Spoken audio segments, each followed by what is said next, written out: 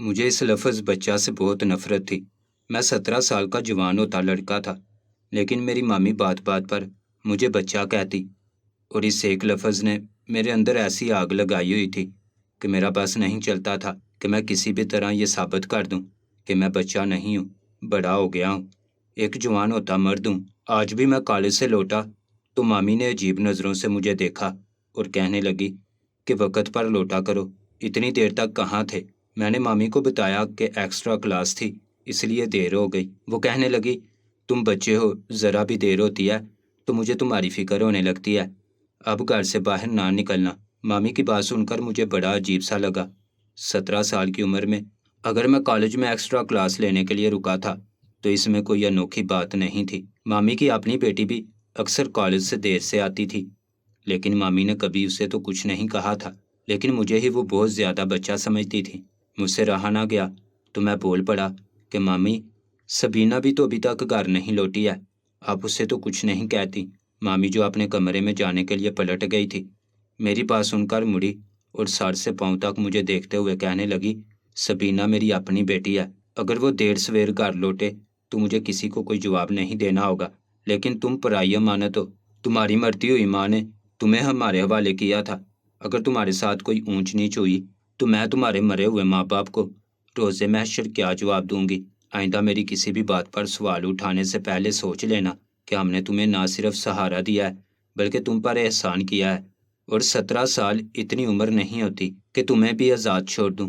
یہ کہہ کر مامی اپنے کمرے میں چلی گئی تھی اور میرے تن بدن میں آگ لگ گئی تھی۔ مجھے اچھی طرح معلوم تھا کہ مامی کو میری کتنی پرواہ ہے، یہ سب وہ صرف مجھے تنگ کرنے کے لیے کرتی تھی تاکہ میں ان سے عاجز آ جاؤں اور اس گھر سے کہیں چلا جاؤں، لیکن میں بھی کہیں جانے والا نہیں تھا۔ میں ہر بار یہی عہد کرتا تھا کہ مامی کو اچھی طرح ایک دن سبق ضرور سکھاؤں گا۔ میں پاؤں پٹکتا ہوا اپنے چھوٹے سے کمرے میں جا کر بیٹھ گیا تھا۔ یہ کمرہ اتنا چھوٹا تھا کہ سانس لینا بھی دشوار تھا۔ میں بستر پر لیٹا تو مجھے میری ماں یاد آنے لگی۔ میں صرف 12 سال کا تھا جب میری ماں اس دنیا سے چلی گئی تھی اور جاتے جاتے ماموں کو میرا خیال رکھنے کا کہہ گئی تھی۔ بس میری ماں کا یہ آخری جملہ آج تک میرے لیے عذاب تھا۔ میرے ماموں مامی نے میری ذمہ داری کیا اٹھائی تھی؟ مجھے ہی زنجیروں میں قید کر دیا تھا۔ اسکول سے واپس آتا تو پھر شام تک گھر سے باہر نہیں جا سکتا تھا، سارا دن بس گھر میں ہی رہتا، یہاں تک کہ کالج میں پہنچ گیا۔ مامی گھر کے سارے کام کاج مجھ سے کروانے کے ساتھ ساتھ مجھ پر 1000 قسم کی پابندیاں بھی لگاتی تھیں۔ گھر میں کوئی ایک چیز آگے پیچھے ہو جاتی تو اس کا ذمہ دار بھی وہ مجھے ٹھہراتی، اور جب میں آگے سے کچھ کہنا چاہتا تو وہ مجھے بچہ کہہ کر خاموش کروا دیتی ہیں، اور اسی ایک لفظ سے میں نے اپنی زندگی میں شدید ترین نفرت کی تھی۔ میں بچہ نہیں تھا، بڑا ہو گیا تھا، لیکن مامی کی نظر میں اب بھی وہی 12 سال کا بچہ تھا جسے میری ماں نے ان کے حوالے کیا تھا۔ میں غصے میں ہی کمرے میں بند رہا تھا۔ شام کے وقت میں باہر نکلا تو ڈرائنگ روم سے مامی کی آواز آ رہی تھی۔ میں بلا ارادہ ہی ڈرائنگ روم میں چلا گیا، لیکن اندر جا کر مجھے شرمندگی ہوئی کیونکہ مامی اپنی بہنوں کے ساتھ بیٹھی ہوئی تھی۔ مجھے دیکھتے ہی کہنے لگی، سنو بچے، ذرا کولڈ ڈرنک وغیرہ تو لے کر آؤ۔ انہوں نے پھر مجھے بچہ کہہ کر مخاطب کیا تھا، اور پھر میرے اندر ایک آگ جلی تھی۔ نہ جانے کیوں وہ جان بوجھ کر بار بار مجھے یہی لفظ کہتی تھیں۔ میں غصے سے چلتا ہوا گھر سے باہر نکل گیا تھا۔ پھر کولڈ ڈرنک وغیرہ لایا تو انہوں نے نکالنے کی ذمہ داری بھی مجھے ہی دے دی۔ مجھے بڑی شرمندگی ہو رہی تھی۔ میں 17 سال کا ایک لڑکا تھا۔ سبینہ کی موجودگی میں وہ غیر عورتوں کے سامنے مجھے ہی گھر کے کام کہہ رہی تھی۔ گھر کے کام کرنا غلط بات نہیں تھی، لیکن ان کا بات کرنے کا انداز بالکل مختلف تھا۔ وہ مجھ سے ملازموں کی طرح بات کرتی تھیں۔ میں نے ٹرے سے جا کر ان کی بہنوں کے آگے رکھ دی تو ان کی بہن کہنے لگی کہ اپنا ضمیر تو بڑا گبرو جوان ہو رہا ہے۔ بہن کی بات سن کر مامی نے منہ بنایا اور کہنے لگی، کہاں، بس قد کاٹ ہی لمبا چوڑا ہے، کاموں میں تو وہی بچپنا ہے، ابھی تک بھی یہ بڑا کہاں ہوا ہے۔ مامی نے اپنی ہی بہن کو جھٹلا دیا تھا۔ مامی کی بات پر مجھے مزید شرمندگی ہوئی تھی، لیکن میں خاموشی سے واپس اپنے کمرے میں لوٹ کر آ گیا تھا۔ دل تو چاہ رہا تھا کہ مامی کو اچھی طرح بتاؤں کہ میرا صرف قد کاٹ لمبا چوڑا نہیں ہوا بلکہ میں اندر سے بھی بڑا ہو گیا ہوں، جوان ہو گیا ہوں، لیکن مجھے صحیح وقت کا انتظار تھا، اور بہت جلد مجھے وہ صحیح وقت بھی مل گیا جب مجھے مامی کو یہ سمجھاتے دیر نہ لگی کہ اب میں بچہ نہیں رہا، بڑا ہو گیا۔ ماموں سبینہ کے ساتھ اس کی سہیلی کی شادی پر گئے ہوئے تھے اور میں اور مامی گھر پر اکیلے تھے۔ مامی نے مجھے آواز دے کر اپنے کمرے میں بلایا اور کہنے لگی کہ کالج کی پکنک پر تم نہیں جاؤ گے، تمہارے ماموں نے منع کر دیا ہے، ابھی تم اتنے بڑے نہیں ہوئے کہ میں تمہیں کالج کے ساتھ پکنک ٹرپ پر بھیج دوں۔ مامی نے منہ پھیرتے ہوئے سختی سے مجھے کالج ٹرپ کے لیے منع کر دیا تھا، وہ ٹرپ جس کے لیے میں اور میرے دوست بہت ایکسائٹیڈ تھے، سارا ہی کالج جا رہا تھا، ٹیچرز اپنے ساتھ لے کر جا رہے تھے، بس مجھے مامی سے اجازت چاہیے تھی، اور نہ انہوں نے اجازت دی تھی اور نہ ہی ماموں کو دینے دی تھی۔ بچہ کہہ کر ایک بار پھر مامی نے مجھے روک لیا تھا، اور اس بات نے میرے اندر ایسی آگ لگائی تھی کہ میں نے پلٹ کر کمرے کے دروازے کی چٹکی چڑھا دی تھی۔ میری اس حرکت پر مامی نے ایک دم چونک کر میری جانب دیکھا تو میرے چہرے پر مسکراہٹ آ گئی، کیونکہ آج مجھے موقع مل گیا تھا۔ میں نے کہا، مامی آپ اتنی جوان اور خوبصورت ہیں، پھر بھی آپ مجھے بچہ بچہ کہتی ہیں۔ آج میں آپ کو بتاتا ہوں کہ میں بچہ ہوں یا پھر جوان ہو چکا ہوں۔ میں دھیرے دھیرے مامی کی طرف قدم بڑھا رہا تھا اور ان کے ماتھے پر پسینہ پھوٹ رہا تھا۔ وہ ایک دم گھبرا کر اٹھنے لگی تو میں نے انہیں شانوں سے جکڑ لیا اور بیڈ پر بٹھا دیا۔ میں ان کے بہت قریب تھا، ان کے چہرے پر گھبراہٹ تھی اور مجھے ان کی گھبراہٹ دیکھ کر مزہ آ رہا تھا۔ اور پھر ماموں اور سبینہ کے آنے تک میں نے یہ ثابت کر دیا تھا کہ میں بچہ نہیں تھا، کیونکہ میں نے ہاتھ بڑھا کر مامی کو اپنی مردانگی کا ثبوت دیتے ہوئے ان کے ساتھ میں 12 سال کا ایک بچہ تھا۔ جب میں نے اپنی زندگی میں اس رشتے کو کھو دیا تھا جو میرا سب کچھ تھا، میری ماں کو ٹی بی کی بیماری تھی۔ ایک رات وہ کھانستے کھانستے نڈال ہو گئی۔ میں نے فون کر کے ماموں کو بلایا تو ماموں مامی صبح 8 بجے ہمارے گھر تشریف لائے، جبکہ میں نے رات کو 4 بجے انہیں فون کیا تھا۔ اس وقت تک میری ماں خون کی الٹیاں کرتے کرتے بے حال ہو گئی تھی۔ میں اکیلا 12 سال کا بچہ اپنی ماں کو لے کر کہاں جاتا؟ ماموں ممانی کے آنے تک میری ماں بس زندگی کی آخری سانسوں پر پہنچ گئی تھی۔ میری ماں نے اپنے بھائی کا ہاتھ پکڑا اور اس سے وعدہ لیا کہ وہ میرا خیال رکھے گا۔ میری ماں نے کہا کہ میرا بیٹا صرف 12 سال کا ہے، میں اپنے بیٹے کو تمہارے حوالے کر کے جا رہی ہوں، تم اسے یتیم سمجھ کر اس کے سر پر ہاتھ رکھنا اور اس کی ساری ذمہ داریاں اب سے تم پر ہیں۔ ماموں نے میری مرتی ہوئی ماں سے وعدہ کر لیا کہ وہ میرا خیال رکھیں گے، اور پھر میری ماں نے آنکھیں بند کر لیں اور اس سکون کے ساتھ اس دنیا سے چلی گئی کہ میں تنہا نہیں ہوں، بلکہ میرے ماموں کا سایہ میرے سر پر ہے۔ ماں کے مرنے پر میں بہت رویا تھا، کتنے ہی دن مجھے ہوش نہیں رہا تھا، اور جب ہوش آیا تو پتہ چلا کہ اب میری ماں ہمیشہ کے لیے میری نظروں سے اوجھل ہو گئی۔ میری ماں کی تدفین ہو گئی تھی۔ میرے ماموں مامی اپنی اکلوتی بیٹی سبینہ کے ساتھ ہمارے ہی گھر آ گئے تھے۔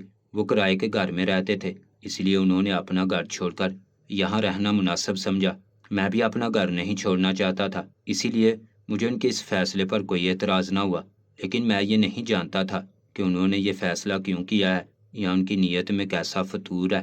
میری ماں کا کمرہ میری مامی کو مل گیا تھا اور سبینہ کو میرا کمرہ، جبکہ میں ایک چھوٹے کمرے میں شفٹ کر دیا گیا تھا۔ مامی کا کہنا تھا کہ سبینہ کا سامان زیادہ ہے، اس لیے اسے بڑے کمرے کی ضرورت ہے۔ میں اپنے ہی گھر میں خود کو پرایا محسوس کرنے لگا تھا۔ پھر ماموں نے میرا اسکول تبدیل کروایا۔ میں ایک بڑے اسکول میں پڑھتا تھا، ماموں نے مجھے ایک چھوٹے اسکول میں ڈلوا دیا، اور یوں ہی میری زندگی آگے بڑھنے لگی۔ میری ماں کی اپنی ایک بوتیک تھی جس میں وہ کپڑوں کا کام کرتی تھی۔ وہ بوتیک میری مامی کے ہاتھ آئی اور وہ اسے چلانے لگی۔ میری ماں اچھا خاصا پیسہ کماتی تھی، وہی پیسہ مامی کے ہاتھ آنے لگا اور میرے ماموں مامی کے دن بدل گئے۔ ماموں نے اپنی نوکری چھوڑ کر ایک چھوٹا سا کاروبار شروع کر لیا اور انہی پیسوں سے سبینہ کو ایک اچھے اسکول میں داخلہ دلوا دیا، جبکہ میں ایک معمولی سے اسکول میں آ گیا۔ میں جب بھی کوئی بات کہنے لگتا تو مامی کہتی، تم بچے ہو، بڑوں کے معاملات میں مت بولو، میں اور تمہارے ماموں زیادہ بہتر جانتے ہیں کہ کیا کرنا ہے۔ اسکول بدلنے پر میں بہت رویا تھا۔ میں نے ماموں سے کہا تھا میرا اسکول نہ بدلیں، لیکن ماموں نے دو ٹوک لفظوں میں کہہ دیا تھا کہ اس اسکول میں لڑکے اچھے نہیں ہیں، تم وہاں جاؤ گے تو بگڑ جاؤ گے۔ تمہاری ماں کو بوتیک سے فرصت نہیں تھی، اسی لیے اسے ان باتوں کا احساس نہیں ہوا۔ تمہارے سر پر باپ ہوتا تو کبھی تمہیں ایسے اسکول میں نہ ڈلواتا جہاں عیاش قسم کے لڑکے پڑھتے ہوں۔ پھر پڑھائی تو کسی بھی اسکول میں کی جا سکتی ہے، تم ابھی بچے ہو، تمہیں نہیں معلوم۔ یہ لائن کہہ کر ماموں ہمیشہ مجھے چپ کروا دیتے، اور مامی نے بھی بالکل یہی لائن پکڑ لی تھی۔ جب مامی نے میرا گھر سے باہر نکلنا، دوستوں سے ملنا جلنا بند کیا، تب بھی انہوں نے یہی کہا کہ تم بچے ہو اور باہر کا ماحول ٹھیک نہیں ہے، گھر میں ہی رہا کرو۔ جبکہ سبینہ اکثر اپنے دوستوں کے پاس چلی جاتی، لیکن میں مامی کے ساتھ گھر کے کام کرواتا۔ دھیرے دھیرے مامی نے گھر میں کچھ ملازم رکھ لیے، ان کا رہن سہن اٹھنا بیٹھنا سب بدل گیا۔ آئے دن مامی کے گھر والے ہمارے گھر آتے تو خوب بڑی سی دعوت کا انتظام ہوتا اور مجھے بچہ کہہ کر میرے کمرے میں بند کر دیا جاتا۔ میں اپنی ماں کی قبر پر جانے کی بات کرتا تو بھی مامی یہی کہتی کہ تم بچے ہو، قبرستان جانے کی ضرورت نہیں ہے، قبرستان بچوں کے جانے کی جگہ نہیں ہے۔ میں اپنی ماں کی قبر پر بھی نہیں جا سکتا تھا۔ پھر ایک دن ماں کی بہت یاد ستائی تو میں اسکول سے بھاگ کر قبرستان پہنچ گیا۔ مجھے اپنی ماں کی قبر کا علم تھا۔ میں گھنٹوں اپنی ماں کی قبر پر بیٹھ کر رویا، اور پھر جب اپنے گھر واپس پہنچا تو اس دن میری مامی نے مجھے بہت مارا، کیونکہ اسکول سے انہیں خبر مل گئی تھی کہ میں اسکول کی دیوار پھیلان کر بھاگ گیا ہوں۔ میری مامی جاننا چاہتی تھی کہ میں کہاں گیا تھا، اور جب انہیں پتہ چلا کہ میں قبرستان گیا تھا تو وہ خاموش ہو گئی۔ پھر کہنے لگی، آئندہ اس طرح سے اسکول سے نہ بھاگنا، ورنہ تمہاری پڑھائی ختم کروا کر تمہیں گھر میں بٹھا دوں گی، تم کسی قابل نہیں رہو گے۔ ایک دن میں نے غصے میں مامی سے کہہ دیا کہ یہ میرا گھر ہے، لیکن آپ لوگ مجھے ہی ایک چھوٹے سے کمرے میں بند کر چکے ہیں۔ مامی نے مجھے بہت مارا، کہنے لگی، بچے ہو کر زبان درازی کرتے ہو، تمہاری ماں نے تمہیں کوئی تمیز نہیں سکھائی، اب میں تمہاری تربیت کروں گی۔ اور پھر اس دن سے مامی نے بات بات پر مجھے مارنا شروع کر دیا، میرے ساتھ برا رویہ رکھتی، ہر بات پر مجھے نیچا دکھاتی، اور اگر کوئی مہمان آتے تو ان کے سامنے بھی بار بار یہی لفظ دہراتی کہ یہ تو بچہ ہے، اسے کیا معلوم، ہم تو اس کا بھلا چاہتے ہیں، بڑا ہوگا تو اسے خود سمجھ آ جائے گی کہ ہم نے جو کیا اس کے بھلے کے لیے کیا۔ جبکہ میں اچھی طرح جانتا تھا کہ مامی نے صرف اپنا ہی بھلا کیا ہے، ہمارے بڑے سے گھر پر قبضہ کر لیا، میری ماں کا کاروبار ہتھے آ لیا، میری ماں کی کمائی سے اپنے شوہر کا یعنی میرے ماموں کا بڑا سا کاروبار جموا دیا، بیٹی کو اچھے اسکول میں داخلہ دلوا دیا، ہر طرح سے ان کا فائدہ ہی فائدہ تھا، اور میں ان کے آگے صرف بچہ تھا۔ لیکن میں وہ بچہ تھا جو سب کچھ دیکھ بھی سکتا تھا، سمجھ بھی سکتا تھا، اور یہ بھی جانتا تھا کہ ان سب چیزوں پر میرا حق ہے۔ میری ماں نے وصیت میں لکھ دیا تھا کہ جب میں 18 سال کا ہو جاؤں گا تو یہ سب چیزیں میرے نام ہو جائیں گی، لیکن یہ بات کہتے ہی مامی مجھے مارنے لگ جاتی، اور بس اسی لیے میں خاموش تھا، کیونکہ میرے پاس کسی کی سپورٹ نہیں تھی، کوئی ایسی مدد نہیں تھی کہ میں اپنا حق واپس حاصل کر پاتا یا ان ظالموں سے نجات حاصل کرتا۔ گھر سے بھاگ کر جاتا تو کہاں جاتا؟ ویسے بھی میں گھر سے بھاگنا نہیں چاہتا تھا، کیونکہ یہ گھر بھی میرا تھا اور یہ کاروبار بھی۔ مجھے بس صحیح وقت کا انتظار تھا۔ دھیرے دھیرے دن گزرتے چلے گئے، میں اسکول سے کالج پہنچ گیا۔ میرے دل میں مامی کے خلاف نفرت اور بھی بڑھ گئی۔ میرا دل چاہتا تھا کسی دن انہیں اچھی طرح سے بتاؤں کہ میں بچہ نہیں ہوں بلکہ بڑا ہو گیا ہوں، لیکن مجھے اپنے بالغ ہونے کا انتظار تھا، جب میں قانونی طور پر اس قابل ہو جاتا کہ مامی کے خلاف کوئی قدم اٹھا سکتا۔ لیکن اس سے پہلے ہی مامی نے مجھے اتنا مجبور کر دیا کہ میں نے ان پر اپنی مردانگی کو ثابت کرنا مناسب سمجھا۔ میرے کالج کا ٹرپ تھا، سارے ہی دوست بہت زیادہ خوش تھے، چاہتے تھے کہ میں بھی ساتھ چلوں۔ میں نے بڑی عاجزی سے ماموں سے اجازت مانگی تھی، مامی کے آگے ہاتھ جوڑے تھے تاکہ وہ انکار نہ کریں، لیکن مامی بھی اپنی ہی نام کی ایک تھی۔ انہوں نے صاف کہہ دیا کہ میں تمہیں نہیں جانے دوں گی، کیونکہ اسکول کالج میں پیسے جمع کروانے تھے، اور اگر میں 2 دن کے لیے چلا جاتا تو پیچھے سے ان کے گھر کے سینکڑوں کام کون کرتا۔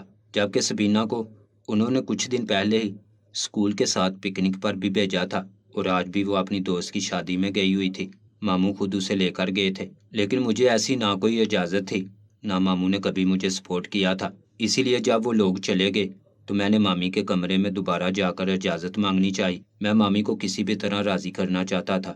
میں 17 سال کا جوان لڑکا تھا، اپنا خود خیال رکھ سکتا تھا، لیکن مامی نے صاف انکار کر دیا، کہنے لگی، تم ابھی بچے ہو، میں تمہیں ایسی جگہ نہیں بھیج سکتی جہاں تمہارے ساتھ کوئی برا نہ ہو۔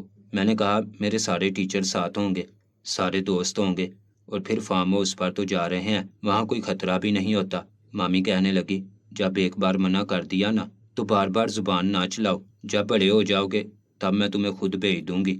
مامی کی اس بات نے میرے اندر ایسی آگ لگائی کہ میں نے پلٹ کر دروازے کی کنڈی لگا دی۔ میری اس حرکت پر وہ بوکھلا گئی، کہنے لگی، ضمیر یہ کیا کر رہے ہو؟